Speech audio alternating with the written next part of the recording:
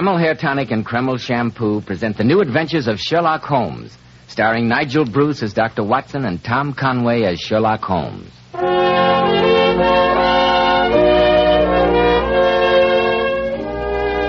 Once again, it's time to call on our old friend, that incomparable host and storyteller, Dr. Watson. He's waiting for us in his familiar study.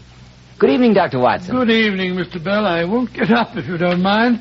This change in the weather has given me a twinge or two of rheumatism, I'm afraid. Well, I'm sorry to hear that, Dr. Watson. We old fossils can't expect to be as hale and hearty as you young fellows, you know. I don't know that I feel so young today, Dr. Watson. I stopped by the military academy this afternoon and saw my cousin there. He's 13 years old, and after an hour with him, I realized I'm really quite ancient. 13 years old. Oh, a fine age. He's happy at the school, Mr. Bell? Crazy about it. Yes, I'm sure that in this day and age, a boy almost looks forward to going to school. Conditions were far different in certain parts of England just before the turn of the century, I'm afraid.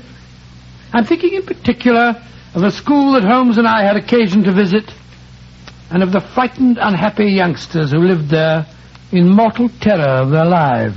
Oh, this has all the hallmarks of the beginning of a Sherlock Holmes adventure. It is, my boy. It's a story I call The Singular Affair of the Dying Schoolboys.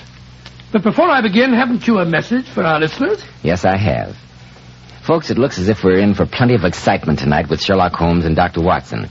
And men, I'll bet you'll be plenty excited about the great improvement in the appearance of your hair once you use Kreml Hair Tonic. Frankly, I've tried any number of hair dressings, but it took Kreml to really convince me that my hair can always be neat without having to plaster it down with grease or those sticky, gooey concoctions. And Kreml does lots more than keep hair looking attractive. It makes hair so much easier to comb and actually helps condition the hair, in that it leaves it feeling so much softer, easier to manage. At the same time, Kreml removes embarrassing dandruff flakes. It relieves itching due to dry scalp and leaves your scalp feeling so clean, so alive. Man, what a treat. Now be sure to buy a bottle at any drug counter spelled Kreml, Kreml Hair Tonic. Now, Dr. Watson, how about the singular affair of the dying schoolboys? Well, Mr. Bell, that strange adventure began on a stormy September evening in Baker Street many, many years ago. All day long the wind had screamed and the rain had beaten against our windows. Shortly after dinner, there was the old familiar jangle on our front doorbell. And a few moments later, Mrs. Hudson ushered a distinguished visitor into the room. As he stood there in front of the flickering firelight, I could see that he was a good-looking man, and also that he was in a state of considerable excitement. Now, Lord Manders, if you will just give us the facts. Well, Mr. Holmes, 3 years ago, I was a passenger on that ill-fated ship, the Sophie Anderson. She was wrecked in a gale, and I was the only survivor. I clung to a piece of broken spar and was washed ashore, and after that, for over 2 years, I lived alone on an island in the Indian Ocean. Naturally, when the Sophie Anderson foundered, I was believed to be dead. My young brother, Eric, who was next in line, inherited the estate and the guardianship of our uncle. There must have been quite a lot of confusion when you arrived home this year, Lord Manders. There was, Dr. Watson, but not for the reason you suppose. I landed in England to find that my brother had died last December. Oh, indeed, I'm very sorry. He died under very peculiar circumstances. That's why I've come to you, Mr. Holmes. What were those circumstances? My uncle sent Eric to a school on the Welsh moors not far from Cardiff, a school known as Ponsonby Hall. He died in the school infirmary there, supposedly of pneumonia. And you have some reason to believe it was not pneumonia? Nothing definite. I've been down to the school, but Dr. Ponsonby, the owner, was too ill to see me. However, I did talk to a frightening woman there, who's the matron of the place, a Mrs. Arkwright. I became suspicious, so I stayed on and, for a few days, made some local inquiries. With what results? Ponsonby Hall has a black name with the villagers, Mr. Holmes. 5 boys have died there in the last 2 years under circumstances similar to my brother's. Good gracious me. I presume that you immediately had an accounting with your uncle? My uncle had settled another account before my return, Mr. Holmes. He died of a heart attack last February. But I am certain he was responsible for Eric's death. You see, he stood to inherit the estate. It may sound incredible, but I believe Eric was murdered at Ponsonby Hall. Murdered in a boys' school? Oh, come, sir. Such things can't happen in this 19th century of ours. But they can, Watson. And do, unfortunately. You don't mean it. I do. A private school situated in a desolate spot and operated by an unprincipled scoundrel could provide excellent and profitable opportunities for removing unwanted relatives. What a ghastly thought. Mr. Holmes, I know that Eric's dead and nothing can bring him to life again. But I can try and avenge his death and bring his murderer to justice. You will help me, won't you? Yes, Lord Manders, I will.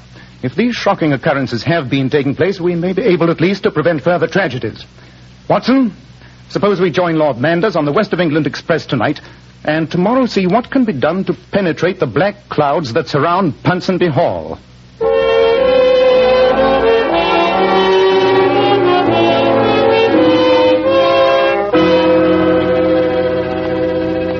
We're walking in the wrong direction, Mr. Holmes. The school's behind us. And before going there, I thought we might profitably pay a visit here in the village to Llewellyn Coffin. Oh, who's he? The local undertaker. An undertaker named Coffin? That's very funny, isn't it? Coffin, undertaker. Quite. But try and control your amusement, will you, Watson? Oh, sorry, Albert. Here's his establishment now. Good day, gentlemen. Mr. Coffin? Yes, sir. That's my name, Coffin. We're strangers in these parts, and we're in search of information. I'm hoping, Mr. Coffin, that you'll be able to help us. What I can do, sir, I will, and do it gladly. I understand that you've had an unusually large proportion of business from Ponsonby Hall in the past 2 years. 5 boys died, didn't they? 5 boys it was. Mr. Coffin, we've heard some strange stories in the village. Yes, stories that make us wonder if those deaths were from natural causes. Gentlemen, I'm a simple man, look you. A man who plies his trade but cannot afford to ask questions. What goes on at Ponsonby Hall, and I'll not say strange things haven't happened there, is none of my business. Then let me appeal to your sympathies. My young brother died at Ponsonby Hall last December. You must have buried him. Your brother? Well, now look you, that makes it different. But you'll not say anything up at the hall, sir. Dr. Ponsonby's a savage man. Don't worry on that score, Mr. Coffin. What do you have to know him, sir? All the 5 boys were supposed to have had pneumonia, I understand. That's what the medical report said. Who signed those reports? Dr. Ponsonby himself. He's a regular medical doctor, look you. How very convenient. No questions had to be asked. Mr. Coffin, when you prepared those bodies for burial, did you notice anything unusual about them? Anything to make you think their deaths were possibly not caused by pneumonia? No, sir. Think now. Well, now that you mention it, there was one thing I was after noticing. Oh, what was that, my good man? The boys had a strange look on their faces as they lay there, as if something had frightened the wits out of them just before they died. That's very odd. The face of anyone dying from pneumonia would be in repose. Did you notice anything else, Mr. Coffin? Any other peculiarity? Well, there was one thing, sir, that gave me to thinking. All the boys had marks on them. Scratch marks they were on their necks or shoulders. Perhaps they were bites. Remember Dr. Rylott of Stoke Moran, Holmes? Did these marks look like the bites of a snake, Mr. Coffin? No, that they weren't. Look you, I know a snake bite when I see one. Didn't these marks make you suspicious? That they did, sir. And when I saw them on the boys, I took my courage in my hands and asked Dr. Ponsonby. And what did he say? Inoculation marks. He said that he had tried to save them with some newfangled medicine. No autopsy was held on the boys? No, sir. Dr. Ponsonby is the only doctor in these parts, look you. He gave the certificates. Who was to ask any questions? Exactly. Come on, Watson, Lord Manders. This has been a very promising start. Thank you, Mr. Coffin. You've been most helpful. It was a pleasure to talk to you, gentlemen, but please don't be after repeating what I said. Well, Mr. Holmes, I think you'll agree my suspicions were well-grounded. Yes. And we'll lose no time investigating this matter. I think we may work faster if we divide our forces. I shall return to the inn and compose a telegram that I shall ask you to send for me, Lord Manders. Of course, Mr. Holmes. Aren't you going to Ponsonby Hall, Holmes? Not immediately. However, you, my dear Watson, can be my advance guard. Me? Yes. I think that your open countenance, combined with that delightful Scottish accent you sometimes assume, plus an appropriate name, should lull Dr. Ponsonby into believing that he has another wealthy customer who needs his very specialized services. Well, Holmes, I'll do my best.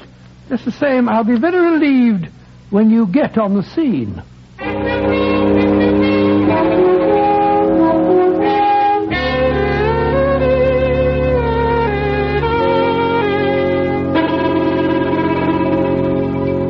I'm Mrs. Arkwright, the school matron.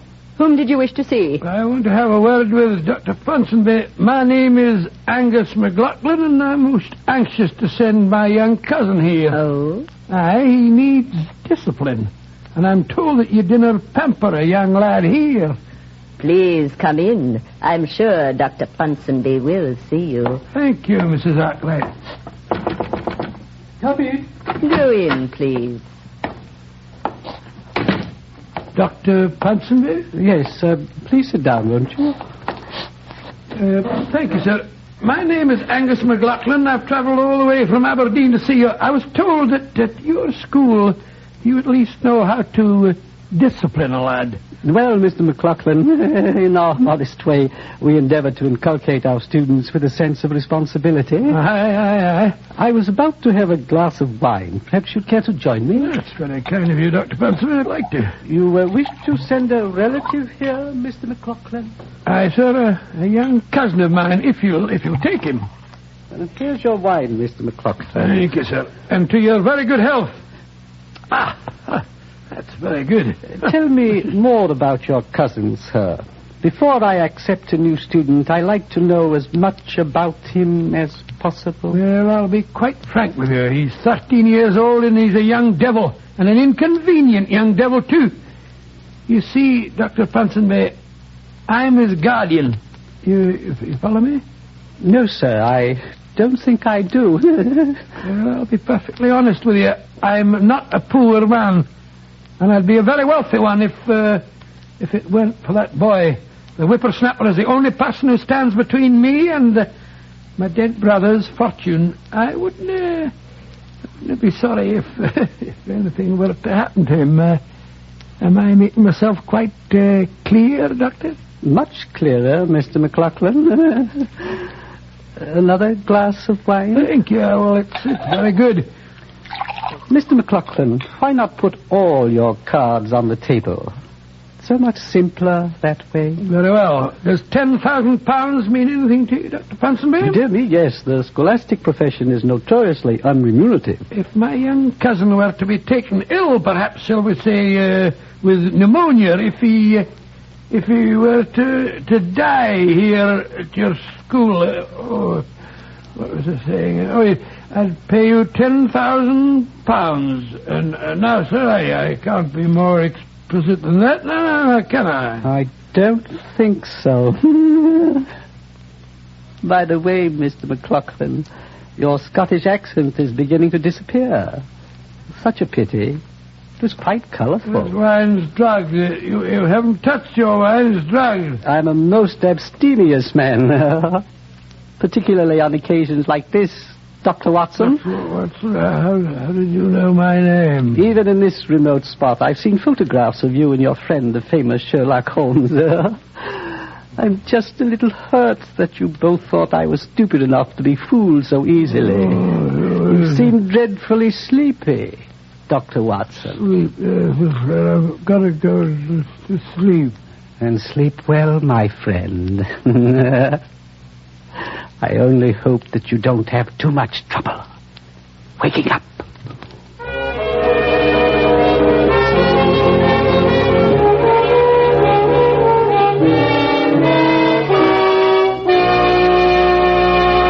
In just a moment, we'll find out just how much trouble Dr. Watson does have in waking up. But first, have you noticed how men are taking a greater interest in their appearance lately? Competition today is keener than ever. And I'm sure you'll agree one of the greatest assets to a man's appearance is well-groomed hair. So, men, let me give you this tip about Kreml Hair Tonic and why it's preferred by so many of America's most successful and prosperous executives. Kreml, Kreml, keeps dry, ruffled hair neatly in place all day long. It gives it such a handsome, healthy-looking luster, too. Yet Kreml never leaves hair with that offensive, cheap, greasy look. It never leaves hair and scalp full of sticky goo, which feels so dirty. Kreml always looks and smells so clean on both hair and scalp. It gives hair that attractive, natural he-man look, which certainly hits the jackpot with the ladies. And don't forget, Kreml does lots more than keep hair looking handsome. Let me repeat, Kreml does lots more than keep hair looking handsome. It makes hair feel softer, easier to manage. At the same time, it removes dandruff flakes and makes the scalp feel so clean and invigorated. Men, use Kreml Hair Tonic daily. And see if you don't say, my hair never looked better. My scalp never felt cleaner. Well, Dr. Watson, you certainly left me teetering on the edge of my chair. We left you drugged in the schoolmaster's study. What happened next? Well, my first conscious recollection was to find myself with a violent pounding in my head, lying in a small clearing between some trees. Bending over me with a look of deep concern on his face was my old friend Sherlock Holmes. Watson. Watson, old chap, are you all right? Yes, I got a frightful headache, Holmes. What are you doing there in those clothes with that droopy moustache? It proved a good enough passport to secure me employment at the stables here. Well, how did you get me out of Ponsonby's study? And the stables command an excellent view of the school building. Your long absence worried me. And when Dr. Ponsonby finally appeared, alone, I became suspicious. So I took advantage of his absence, slipped through the study window, and rescued you. Well, thank heavens you did. He gave me drugged wine. It's a funny thing, Holmes. I was probably delirious, but I swear that I saw a woman's handbag on the table. A pink and black beaded bag, and it was alive and moved. Great heavens! That confirms my worst suspicions. Did you see it too? No, it wasn't there when I came in. Somebody, probably Mrs. Arkwright, removed it. Watson, you were never closer to death. I blame myself for having allowed you to tackle Dr. Ponsonby alone. Don't reproach yourself, Holmes. Where's Lord Manders? Waiting at the inn for an answer to my telegram. He is to meet us later behind the lodge gates. What's our next move? To go to the stables, dirty you up a bit and get you a change of clothes. Then we'll return to the attack. There's desperate work ahead of us.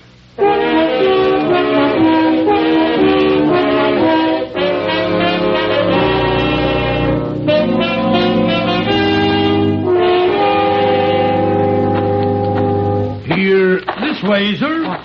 What, my man? Don't look so alarmed, Lord Manders. Dr. Watson, I wouldn't have recognized you. What's happened? Trouble. I had to assume a disguise, too. You brought an answer to Holmes's telegram? Yes, in my pocket. Where is he? He went over to the main school building and asked me to keep watch for you here at the gates. Oh, here he is now. Is there an answer to my telegram, Lord Manders? Yes, Mr. Holmes. Yeah. Splendid. I was right. What is it, Holmes? I haven't time to explain now. At the moment, we have to work, and work fast, before Mr. Coffin has another client from Ponsonby Hall. What have you discovered? Among other things, that the second cook, an acidulated woman of dubious charms, is most susceptible to flattery. Over a glass of stout, she quite inadvertently gave me 3 vital clues. What were they? Firstly, that all 5 of the unfortunate boys died in the same small room. Secondly, that fatal room is directly under the room of Mrs. Arkwright. And she's capable of anything, if you ask me. The third clue makes our next step an urgent one. A boy by the name of Carruthers Minor was moved into that room yesterday. He's supposed to have an extremely bad cold. Dr. Ponsonby is afraid it might turn into pneumonia. Good heavens. Exactly, Watson. I suggest we lose no time in visiting Carruthers Minor. Though I'm sure Dr. Ponsonby would consider it unethical, this is one occasion when another doctor's opinion is absolutely vital.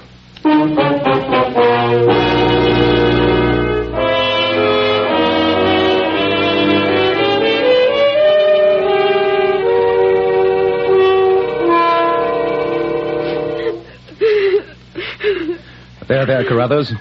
This is Dr. Watson. He's come to make you well. You can't make me well. Dr. Ponsonby says I've got pneumonia. Oh, nonsense, my dear boy. You've got a slight cold, that's all. If Dr. Ponsonby says I've got pneumonia is what I've got. Nothing of the kind, my boy. Nothing of the kind. Watson, you notice this bed is anchored to the floor? It can't be moved. What does that suggest you? Well, again, it reminds me of Stoke Moran and Dr. Rylott. But I don't see any bell pull. No, Watson. No bell rope is needed, because no murderous snake is involved in this plot. But look up there, directly above the bed. Small trapdoor. Leading from Mrs. Arkwright's room. Now the whole picture's clear. The trapdoor, the strange marks on the dead boys, the beaded bag that you saw. What was that? I don't know. Lord Manders is standing guard in the hallway. It's Dr. Ponsonby. He's come to look at my pneumonia. Mrs. Arkwright. I know you were expecting Lord Manders. He's lying in the hallway. He was looking in the wrong direction. Unfortunately for him. Don't let Mrs. Arkwright come near me. Don't let her. Mrs. Arkwright, I'd put that revolver away if I were you. I doubt if you know how to handle it. I assure you that I do. Having used the butt end of it on your friend so successfully should prove that fact. Grab her, Watson. Right you are. Get away from Drop me! that revolver, Mrs. Arkwright. That's right! Let the old girl have it! Drop that revolver, do you hear me? That's better. I say, Holmes, she's fainted. Good. Help me carry her up to her room. Well, what about young Carruthers and Lord Manders? We must remove them to a place of safety, and then, Watson, all that remains is to call on the giggling Dr. Ponsonby.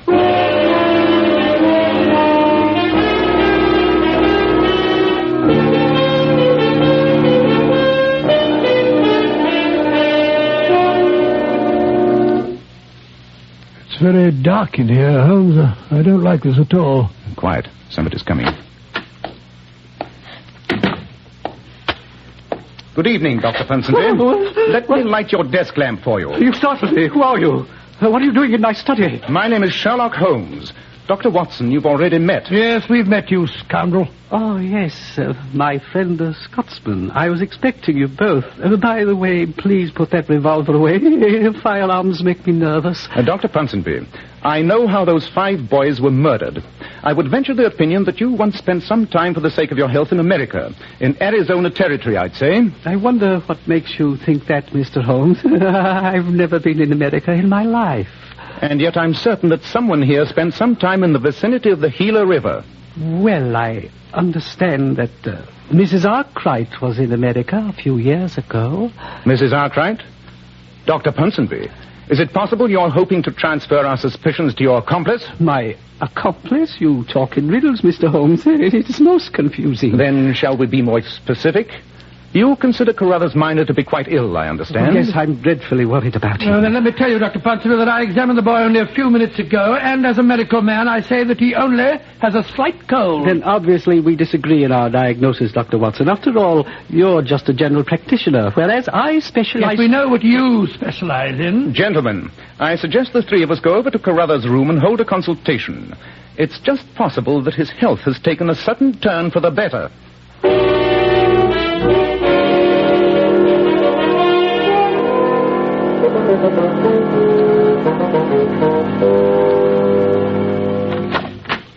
But the bed's empty. Carruthers Minor has gone. Yes, Dr. Ponsonby. And suppose you take his place. All right, I've got him, Holmes. Leave me alone.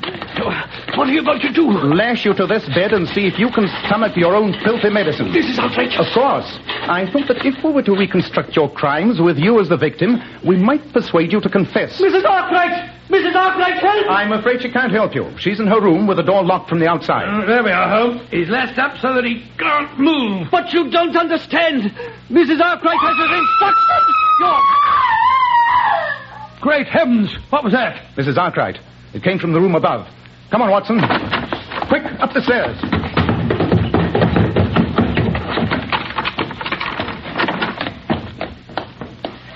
She's fainted again. Feel her pulse. I just go to... Holmes, there is no pulse. She's dead. The poison works fast. Observe those marks on her wrist. Looks as if some animal had bitten it. It has. And that means the animal's loose in this room. Great heavens. Somehow it must have escaped from its cage and turned on her. Guard the door, Watson. Our lives are not safe until we've found this monster. I don't understand. Look. Look. Under that washstand there. Good heavens, it's that beaded handbag again. And it's moving. Give me your walking stick, Watson. Here. There. This diabolical creature has done enough damage for one lifetime. It's dead, Holmes. But what in thunder is it? It looks like some sort of lizard. It's all pink and covered all over with black scales. That's what made me think it was a handbag. But I've never seen a lizard as large as that. Of course you haven't. So let me introduce you to the peculiar villain of this piece. His name is Heloderma suspectum, better known as the Gila monster, indigenous to the Gila River in America. I've never seen anything like it before. How on earth did you recognize it, Holmes? When Mr. Coffin, the undertaker, mentioned those strange marks on the dead boys, I was reminded of an article I'd read recently on venomous lizards. So that telegram you sent was to the Museum of Natural History. Their answer confirmed my suspicions. The Gila monster's bite produces almost instantaneous death, and yet it's a poison that would be extremely hard to identify. The fixed bed in the room below us, the trap door directly above it in this room, and the help of an unscrupulous accomplice like Mrs. Arkwright makes the rest of the picture very clear. Now that the monster's dead, how are you going to frighten Dr. Ponsonby into a confession? Dr. Ponsonby need not know the animal's dead. Examine the floor, Watson. See if you can find that trap door. Right you are, Holmes. Meanwhile, I'll see if I can find some cord or string. Uh-huh. Here's a ball of twine on the dressing table, placed there for use in the intended murder of Carruthers Minor, no doubt. Found the trap, Holmes. There's a ring here in the floor and a section of the carpet's been cut out. Good. And now to attach the twine to the body of the Gila monster. So. All right, Watson. Open the trap door. Very well, Holmes. Well, Dr. Ponsonby, have you changed your mind? She is dead, Dr. Ponsonby. Your Gila monster turned on her. No! I'm going to lower the animal, Watson. There we are. Oh, get away from me! A few more feet will do the trick, Holmes. Yes. There. Take it away! I tell you anything! Anything! You'll sign a confession? Yes, Mr. Holmes, yes, I will! Just take that beast away and I'll sign anything! We'll be down, Dr. Ponsonby. Well, Holmes, thank heavens that's done with. What a shocking affair. Yes, Watson. But not without a note of poetic justice. What do you mean? Well, isn't it poetic justice that a dead reptile should be instrumental in bringing a live one to the gallows?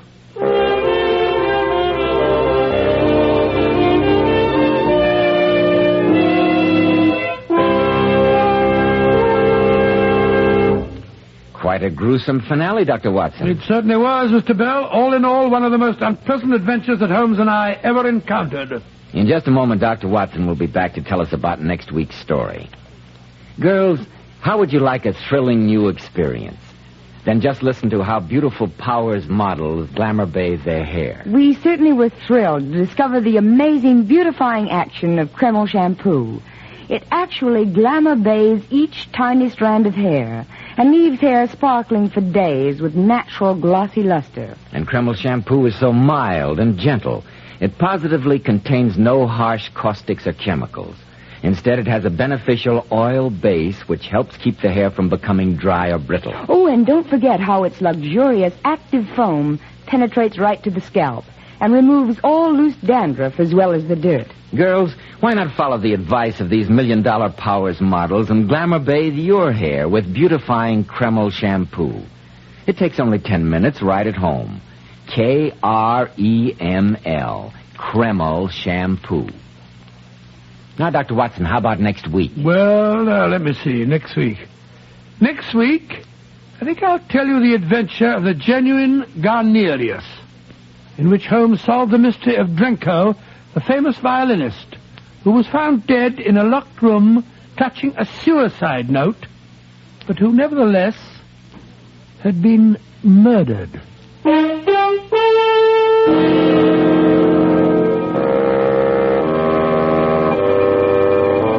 Tonight's new Sherlock Holmes adventure was suggested by an incident in Sir Arthur Conan Doyle's story, The Speckled Band. Nigel Bruce appeared by permission of California Pictures, Tom Conway through the courtesy of Eagle Lion Pictures. This is Joseph Bell speaking for Kreml Hair Tonic and Kreml Shampoo, and inviting you to be with us next week at this same time when Dr. Watson will tell us about the adventure of the genuine Garnerius.